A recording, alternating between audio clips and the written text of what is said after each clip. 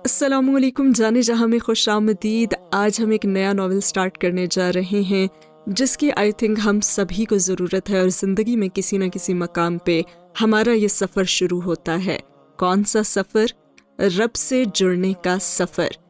तो ये नावल काफ़ी लोगों ने रिक्वेस्ट किया था, तो मैंने सोचा कि इसको स्टार्ट किया जाए क्योंकि हम सभी को इसकी ज़रूरत है।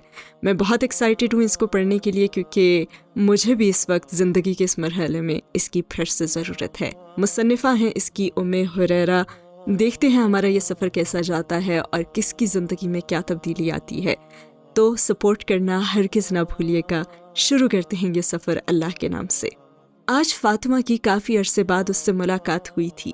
वो बहुत ही हसरत और रश्क भरी निगाहों से क़ुर्रतुल-ऐन की तरफ देख रही थी। क़ुर्रतुल-ऐन एक मामूली सूरत की लड़की थी, मगर कोई ख़ास कशिश थी उसके चेहरे पर, उसकी आंखों के गिर्द हलकों में, जो उसे बाकियों से मुमताज़ करती थी। कितनी ही देर फातिमा क़ुर्रतुल-ऐन की बातें ऐसे ही साकित होकर सुनती रही। तुम्हें ऐसे जवाब मिल जाते हैं क़ुर्रत? वो बहुत ही हैरानी और रश्क के साथ उसकी तरफ खिसकते हुए बोली थी।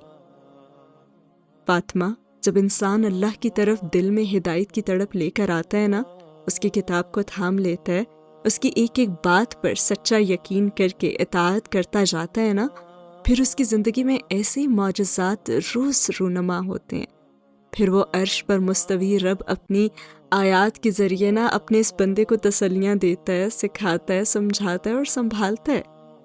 और क़ुर्रतुल-ऐन मोहब्बत भरे लहजे में से बता रही थी कि आंखों में नमी सी तैरने लगी, और फातिमा के तो रोंगटे गोया खड़े हो रहे थे। उसकी बातों को सुनकर उसके जिस्म में एक लहर सी दौड़ गई थी। उसे एक पल के लिए ऐसे लगा जैसे क़ुर्रतुल-ऐन की आंखों के गिर्द बने हल्के उसके रब से मोहब्बत की अलामत थे।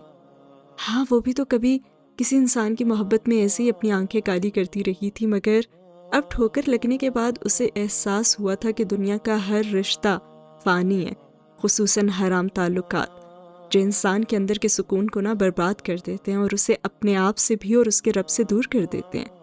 मगर अब वो संभलना चाहती थी। क़ुर्रत, मैं ऐसा क्या करूं कि अल्लाह मुझसे भी ऐसी ही मोहब्बत करे, मैं भी उसकी मोहब्बत महसूस